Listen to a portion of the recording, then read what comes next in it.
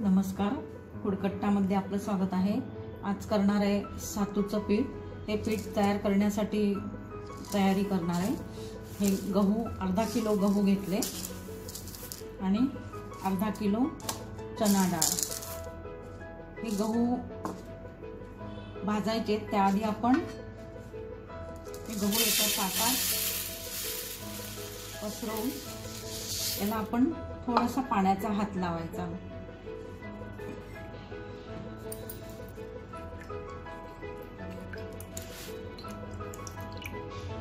थोडा हात फक्त ओला करून आपण गव्हाला असा लावायचा।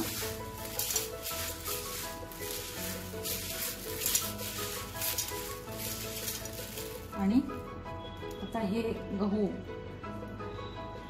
ओलसर केलेले गहू आपण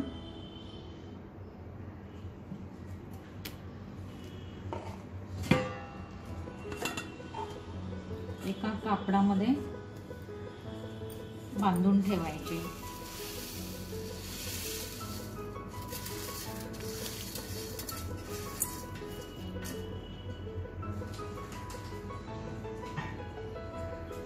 हे आपण कापडात घट्ट बांधून ठेवायचे 15 मिनिटं फक्त।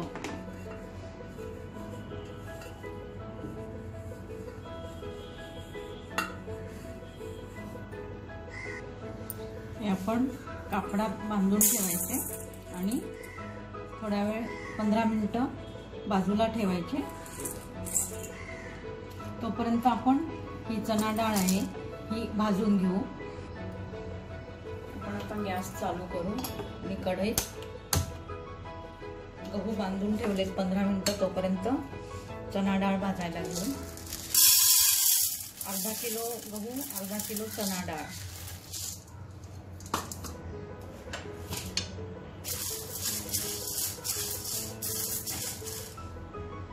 छान खरपूस भाजून घेऊ आपण।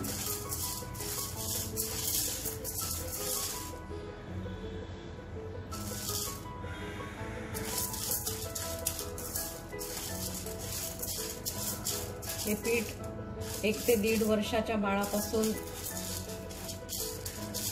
वयस्कर लोकांपर्यंत सगळ्यांना खाता येतं। 80, 85, 90 वयापर्यंत सगळ्यांना हे खाता येतं। पीठ यात खूप पोषण तत्व मिळतात, खूप प्रथिने आहेत।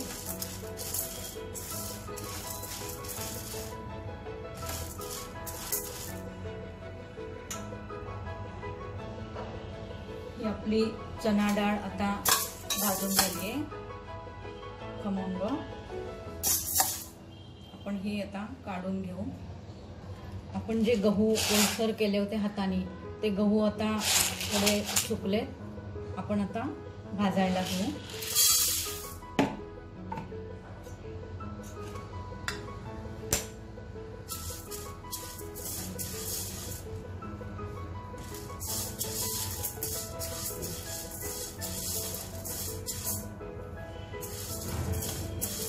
गहू आणि डाळ एकत्र भाजलं तरी चालेल, पण शक्यतो वेगळं भाजलं तर छान भाजलं जाईल। गहू सेपरेट भाजायचे आणि डाळ, त्यामुळे दोन्ही पूर्ण भाजलं जाईल, कच्चं राहणार नाही।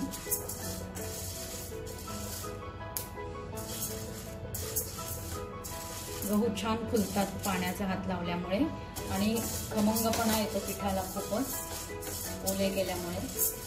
तुम्ही धुवून वाळवून घेतले गहू तरी चालेल।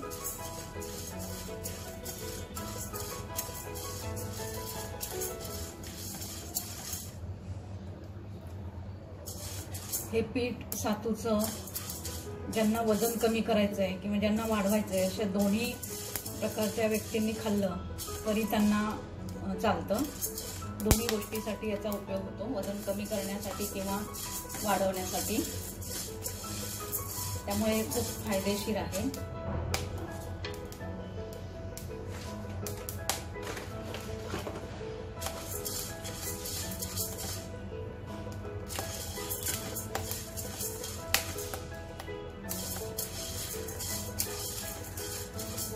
मधुमेह असणाऱ्यांना पण हे पीठ खूप चांगलं आहे खायला आरोग्यासाठी।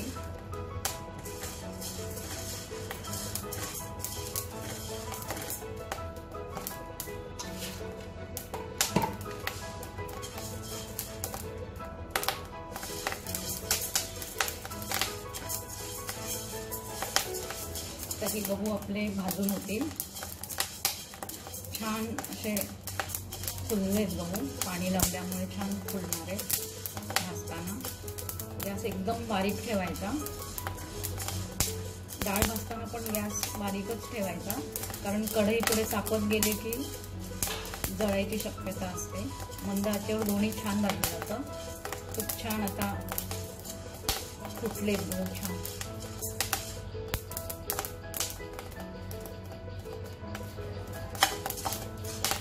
थोड्या लाह्या पण फुटायला सुरुवात झाली गव्हाच्या. आपले गहू पण आता भाजून होत आले.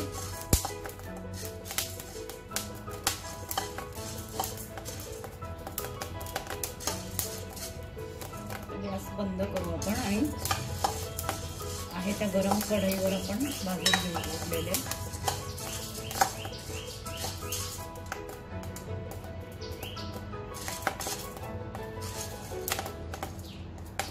खूप छान असे फुललेत गहू.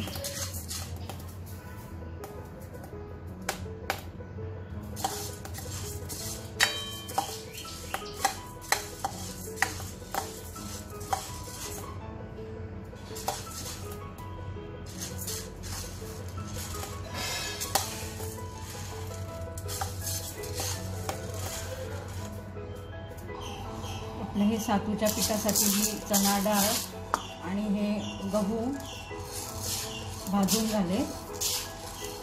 हे गहू जास्त भाजले तर यातल्या थोड्या काही लाया पण फुटतात. आपल्याला तेवढं भाजायची काही गरज नाही. छान फुगेपर्यंत खरपूस भाजले ते आपल्याला चालणार आहे. तर आपण आता हे अर्धा किलो डाळ भाजलेली आणि अर्धा किलो गहू हे एकत्र करून आपण आता गिरणीतून दळून आणणार. याचं पीठ करणार आहे आणि मग या पिठाच्या काय रेसिपीज करायच्या सातूच्या ते आपण यानंतरच्या व्हिडिओमध्ये पाहणार आहोत.